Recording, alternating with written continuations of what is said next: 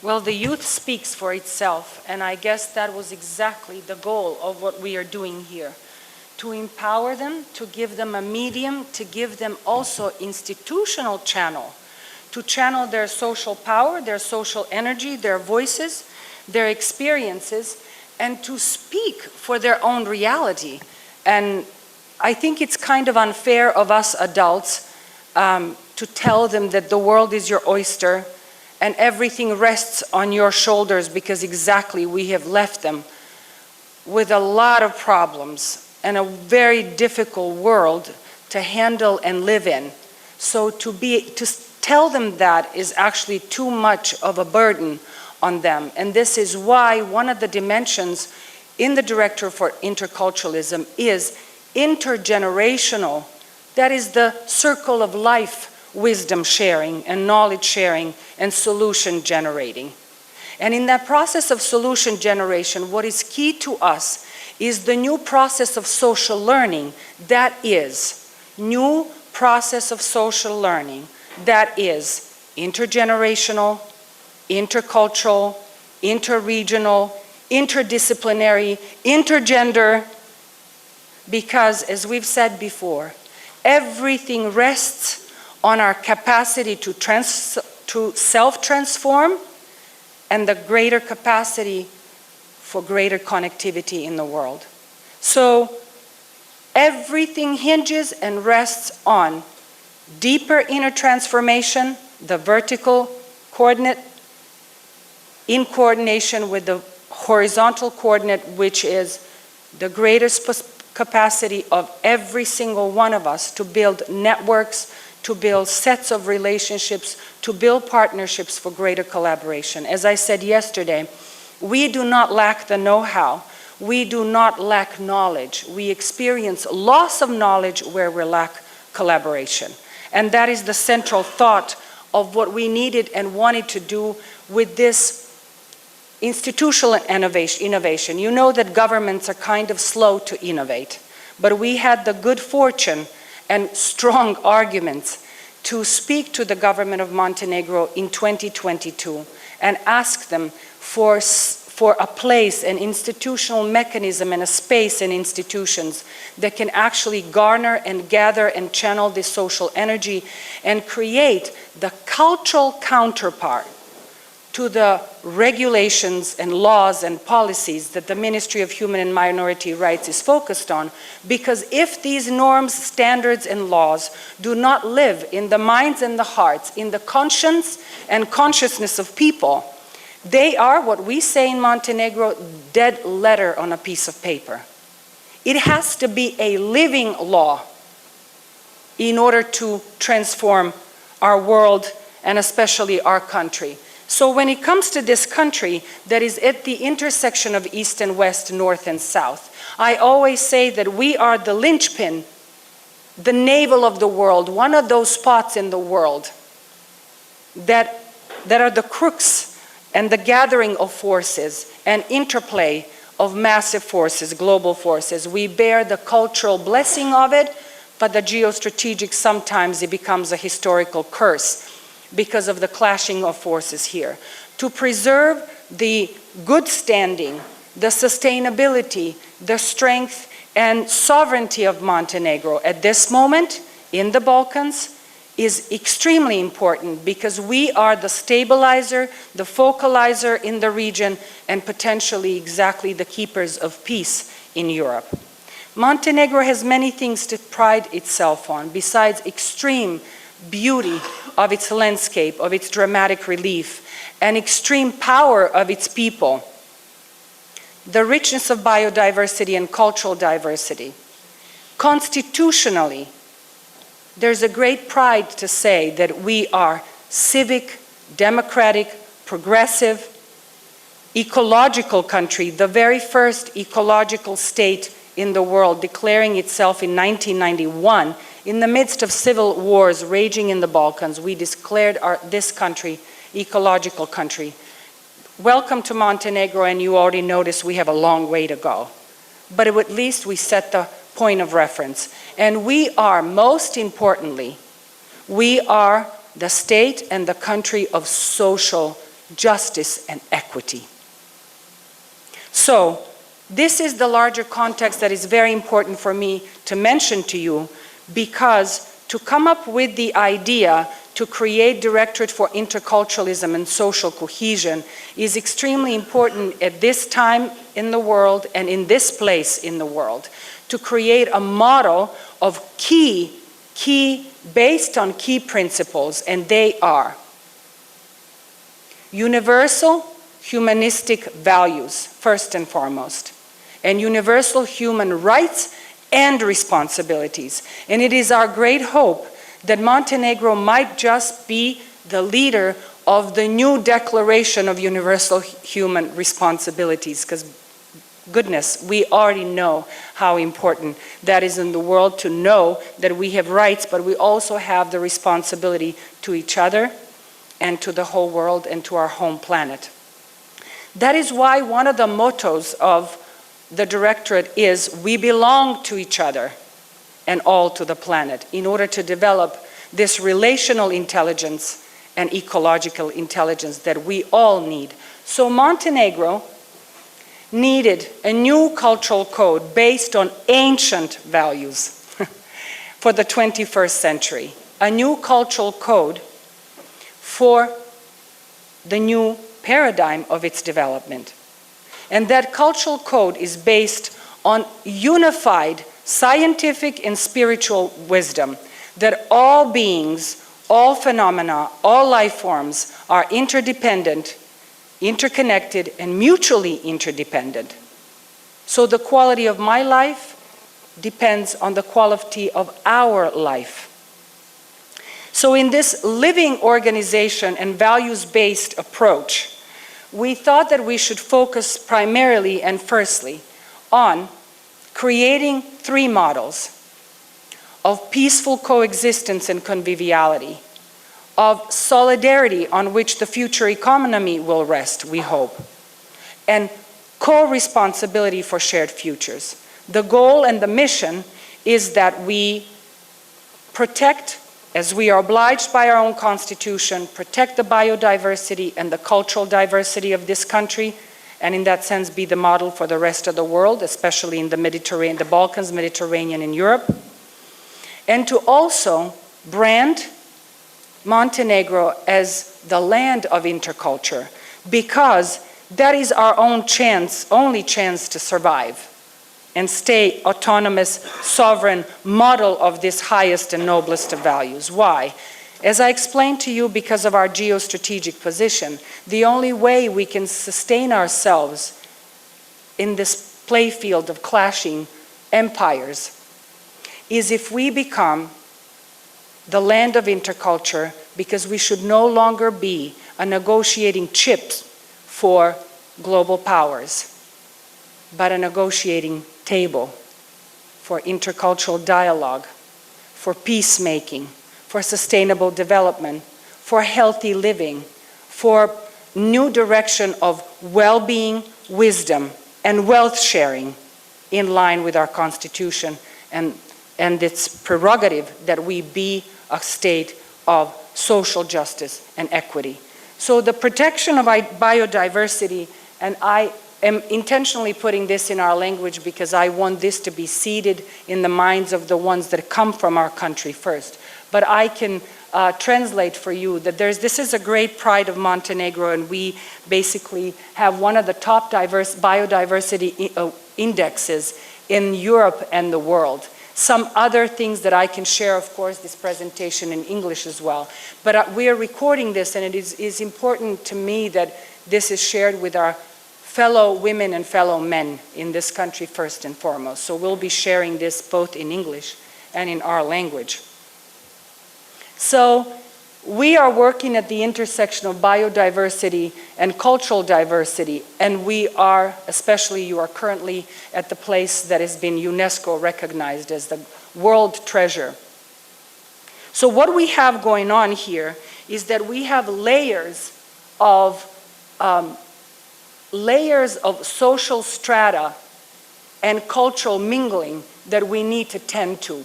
So we have local diversity that you witnessed last night primarily through folklore. We even have, not only biologically and geographically do we have a microclimate. We have a microclimate, village to village has their own folklore and their own authenticity, city to city also. So we have regional, internal biodiversity and cultural diversity, as well as in the Balkans, in the Mediterranean, and then now we have seasonal migrants, we have digital nomads, we have refugees, and Montenegro prides itself on, right now, even the Deputy Secretary General Berg said that we have welcomed more than 100,000 refugees from Ukraine, and by ratio, we are the most then welcoming country in the world that protected them and housed them and took them in. So migrants, immigrants, plus our own diaspora, if I were to tell you that there's a greater number of us outside the country than inside of the country. So these are the values that we want to impose in a new story that we all need. So take it here. So not only Montenegro, but the whole world needs a new story. And that new story will have to be a new aesthetic and ethical code to give guidance to technology, to give guidance to people, because a country, a person, a country, and a world without values and vision are directionless, which means lost.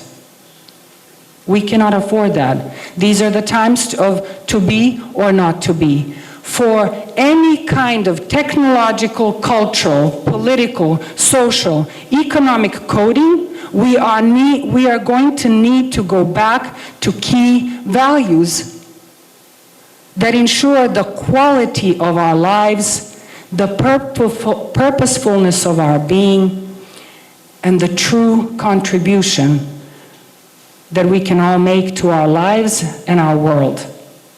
So, all this is known to you, the qualities of the finest of being, individual and collective. For that new story, we are going to need all those things that we knew from the antiquity, to rely on everything that is true, good, and beautiful in us and the world. We need to invoke that again.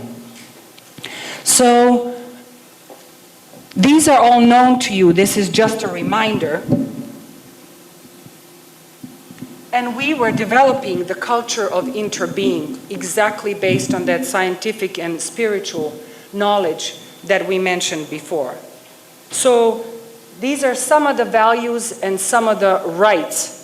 The right to protect our environment, the right to future. That's important when we speak about youth. The right to future, the right to live cleanly, nourished, nobly, with empathy, with our aspirations to be realized, not only our needs to be satisfied. So in that sense, the question in our ministry is also, what is the future of human rights with the new identity that we need to be building? This comes from our dear friend that we heard yesterday. He's now our collective friend, hermeneutic friend, the friend that helps you make sense of the world. So now in English you will see this is where we're at. The product will be your capacity to link to others. What is your valence, your capacity to connect to others in a quality way? The power will be in the individual. The wealth will be in the being. As Jerry Glenn always says, kind of smugly, but seriously, in the future, if you're boring, you will be poor. I think the time for culture and the artists has finally come, and youth. The place will be in motion, but the wars will be fought over identity. This is all too well known to us in the Balkans. And the time will be invented. You can read this in reverse. Invented identity in motion is the individual being capable of linkages that will be created, conscious technology, and the wealth, wisdom, and well-being for all. This is a larger context within which we realized what is important here. This is so outdated. And this is the countering image that we wanted to share with you. When I started the Directorate, the first thing I did, I started the initiative with youth that was all action. You saw the video. They were invited to become social artists that through their self-expression, through all the artistic, cultural media, they realized their voice matters. They can influence the cultural transformation. If they need time to enter the institutions, they can at least influence the entire cultural field, because the future belongs to cultural transformation. So I've already shared this, and the key is, if you see here, what the key is in the mobilizing the youth.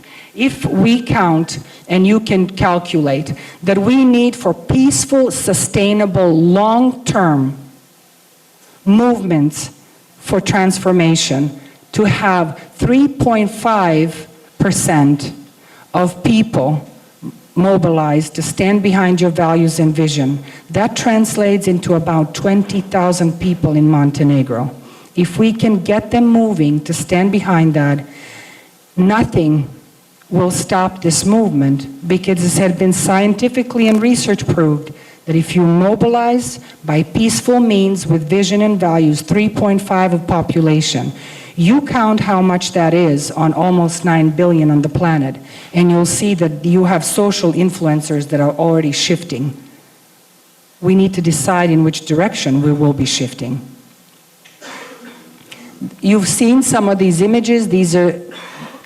This is our gathering in the Museum of the Future. Why I'm mentioning, this is the Millennium Project gathering in the Museum of the Future.